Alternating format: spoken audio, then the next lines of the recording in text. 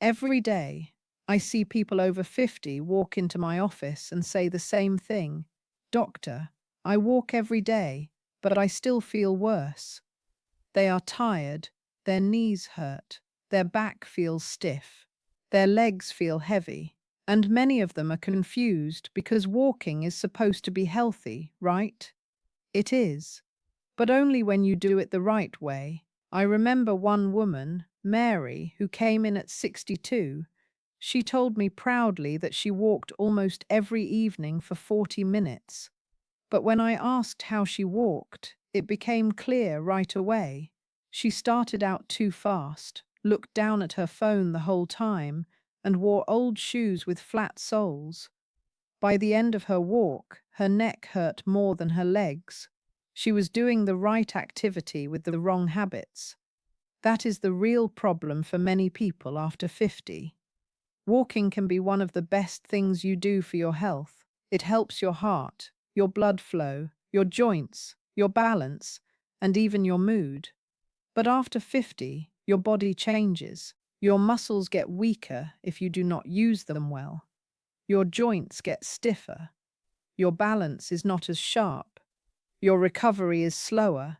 So the small mistakes that used to not matter much can now cause real trouble.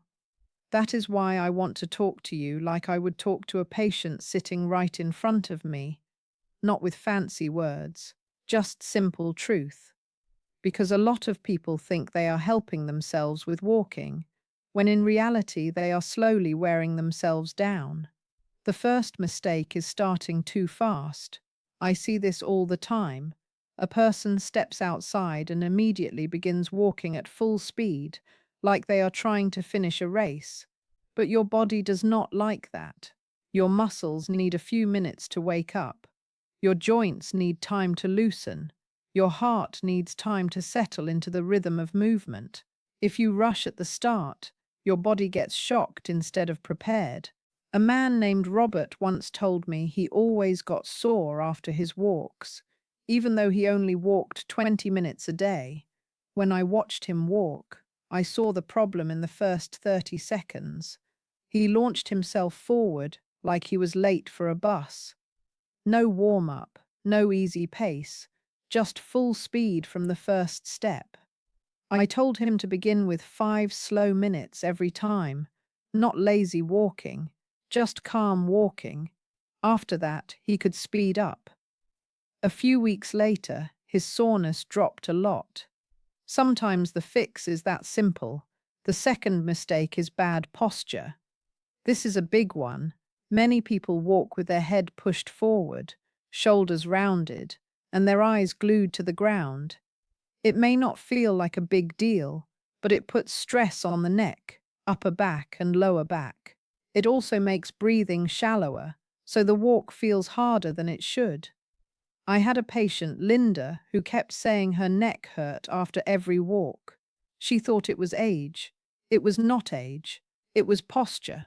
Her head was leaning forward the whole time, and her shoulders were tight like she was carrying grocery bags on them.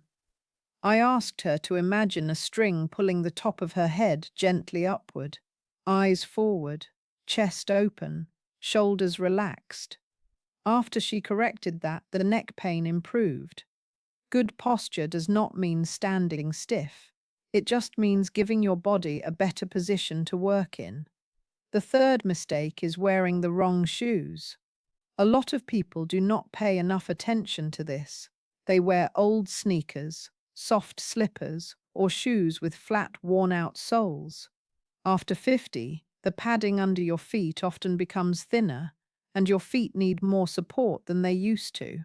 If your shoes do not protect you, every step sends more shock into your ankles, knees, hips, and lower back. I once saw a retired teacher named George who loved his morning walks, but his knees were always aching. He showed me the shoes he had been wearing for years. The soles were tilted to one side and almost smooth on the bottom. He had been walking on dead shoes. We changed them to a better pair with proper cushioning and support, and that made a real difference. Your shoes are not just clothing. They are part of the medical equipment of your walk.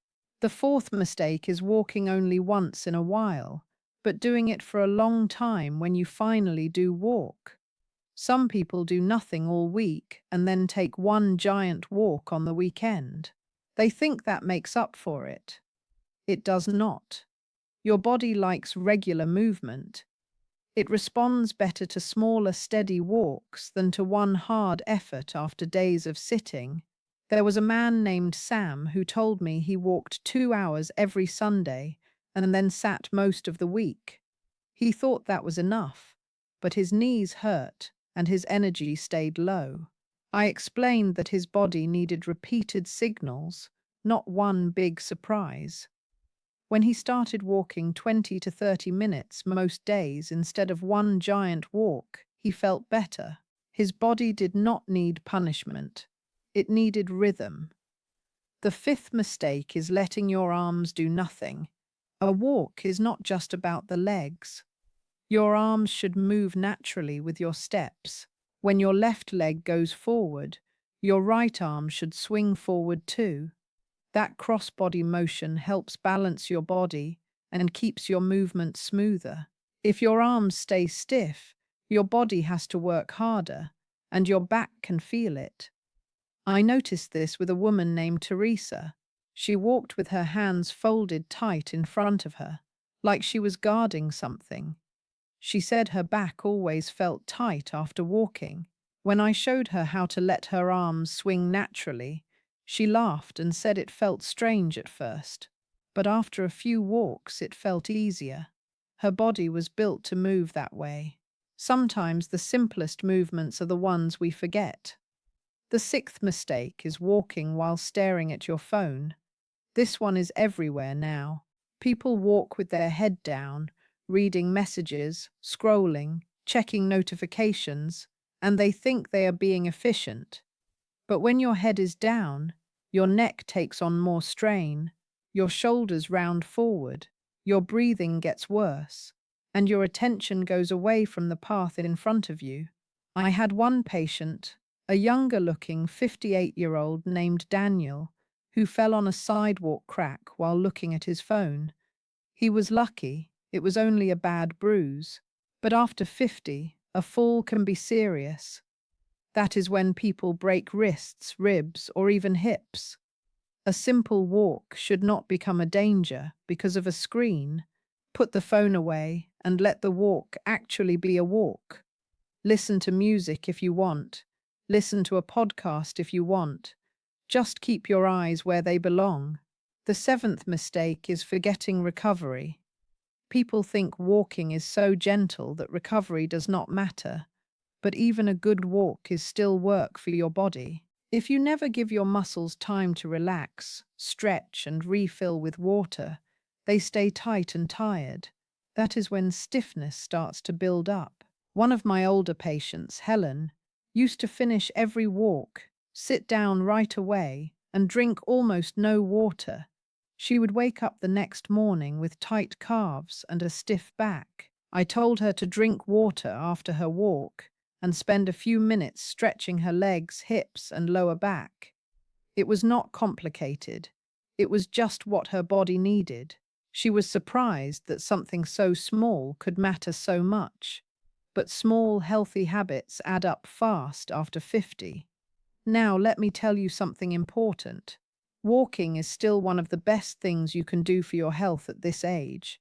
It helps your blood sugar. It helps your blood pressure. It supports your heart. It keeps your joints moving. It helps your mood and your energy. It can even help you stay independent for longer. But the benefits only show up when you walk wisely. I think about another patient named Frank. He was 71 and told me he felt older every month. He stopped trusting his body. He thought exercise was for younger people. Then we worked on his walking. We slowed his start, fixed his posture, got him better shoes, and made his walks regular instead of random. He began walking with his wife after dinner. A few weeks later, he told me something I will never forget. He said, "Doctor, I don't feel like I'm fighting my body anymore." That is what good walking can do. So when you go out for your next walk, do it with respect for your body. Start slow, stand tall, wear supportive shoes, walk often, not just once in a while. Let your arms move, put the phone away, and finish with a little water and a little stretching. That is how walking starts helping instead of hurting. If you are over 50, your body is not asking for punishment, it is asking for smart movement. And walking, done the right way, can be one of the most powerful tools you have. Not fancy, not expensive, just simple, steady, and done with care. If this helped you, share it with someone who walks every day but still feels sore. And remember this, the goal is not just to walk more, the goal is to walk better,